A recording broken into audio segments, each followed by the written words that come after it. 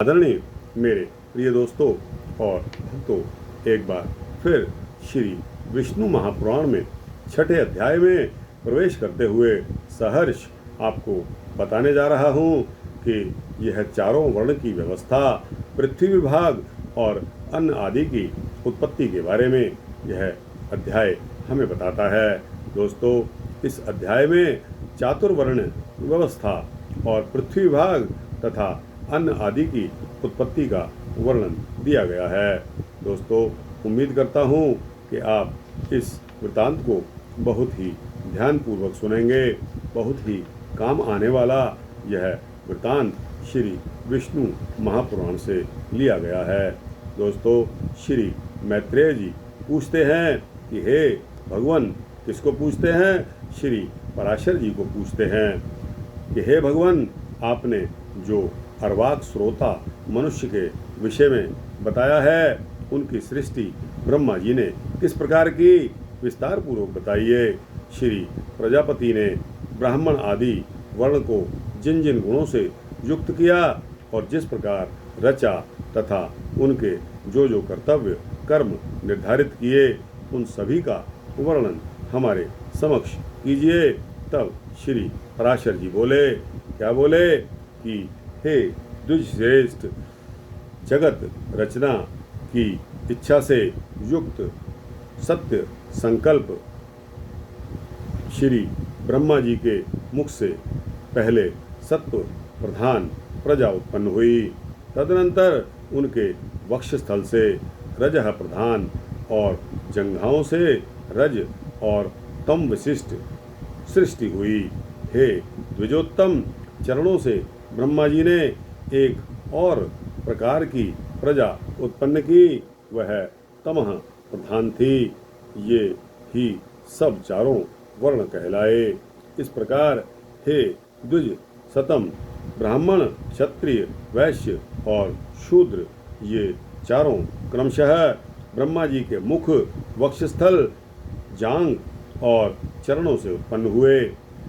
हे महाभाग, ब्रह्मा जी ने यज्ञ अनुष्ठान के लिए ही यज्ञ के उत्तम साधन रूप इस संपूर्ण चातुर्वर्ण की रचना की।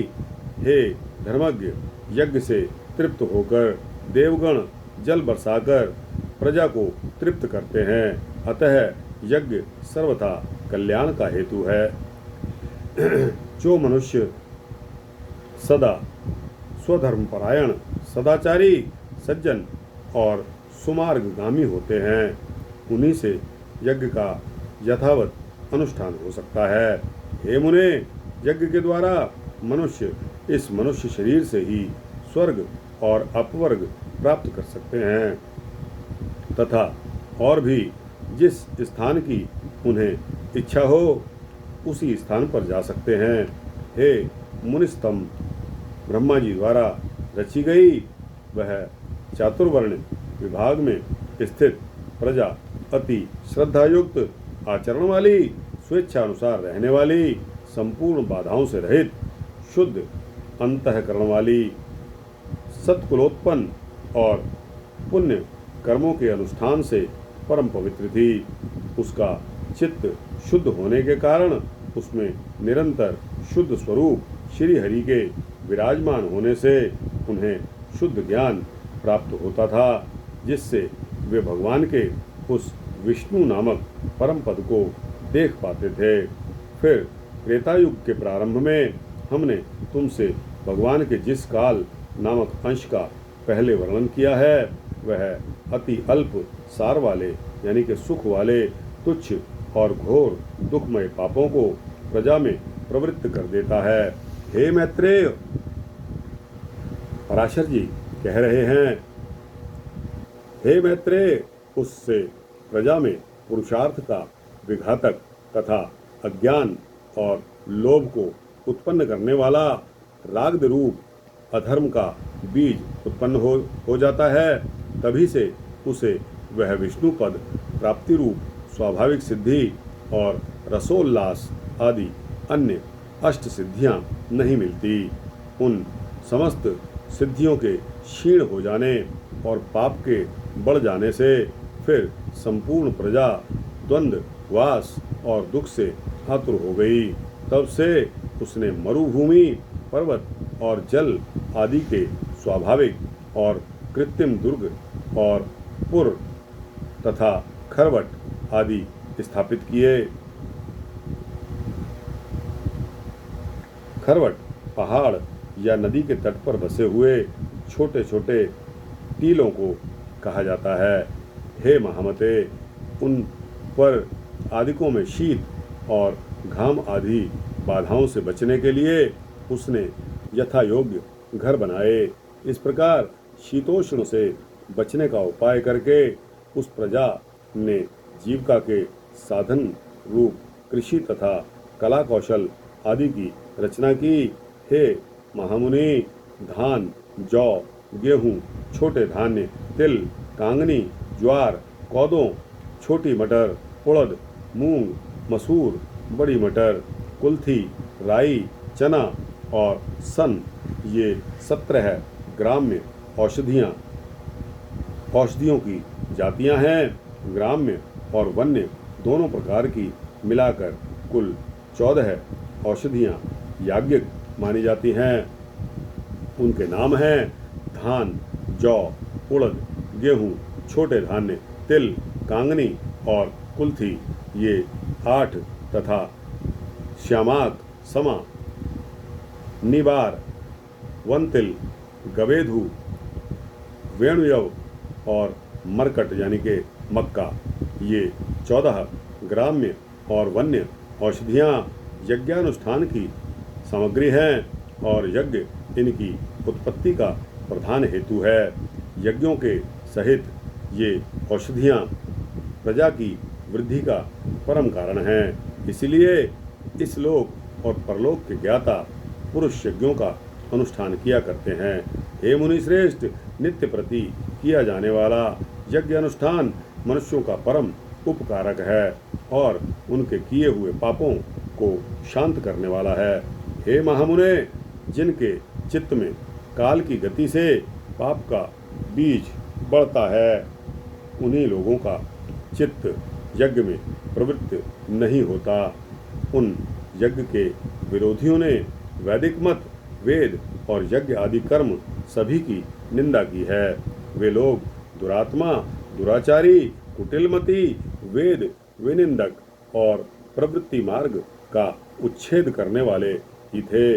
हे धर्मवानों में श्रेष्ठ मैत्रेय, इस प्रकार कृषि आदि जीविका के साधनों के निश्चित हो जाने पर प्रजापति ब्रह्मा जी ने प्रजा की रचना करके उनके स्थान और गुणों के अनुसार मर्यादा, वर्ण और आश्रमों के धर्म तथा अपने धर्म का भली प्रकार पालन करने वाले समस्त वर्णों के लोक आदि की स्थापना की। कर्मनिष्ठ ब्राह्मणों का स्थान पितृलोक है। युद्ध क्षेत्र से कभी न हटने वाले क्षत्रियों का इंद्रलोक है तथा अपने धर्म का पालन करने वाले वैश्यों का वायुलोक और सेवा धर्म परायण शूद्रों का गंधर्व लोक है। 88,000 ऊर्ध्वरेता मुनि हैं जो उनका स्थान बताया गया है, वही गुरुकुलवासी ब्रह्मचारियों का स्थान है। इसी प्रकार वनवासी वानप्रस्थों का स्थान सप्तर्षिलोक, गृहस्थों का पितृलोक और सन्यासियों का ब्रह्मलोक है तथा आत्म अनुभव से तृप्त योगियों का स्थान अमर पद यानी के मोक्ष है। जो निरंतर एकांत सेवी और ब्रह्म चिंतन में मग्न रहने वाले योगीजन हैं, उनका जो परम स्थान है उसे पंडित जन ही देख पाते हैं। तो दोस्तों, आप अपने स्थान के बारे में स्वयं इस वृत्तांत को सुनकर चयन कर सकते हैं। चंद्र और सूर्य आदि ग्रह भी अपने अपने लोकों में जाकर फिर लौट आते हैं, किंतु द्वादशाक्षर मंत्र यानी के ओम नमो भगवते वासुदेवाय, ओम नमो भगवते वासुदेवाय, ओम नमो भगवते वासुदेवाय, ओम नमो भगवते वासुदेवाय का चिंतन करने वाले अभी तक मोक्ष पद से नहीं लौटे।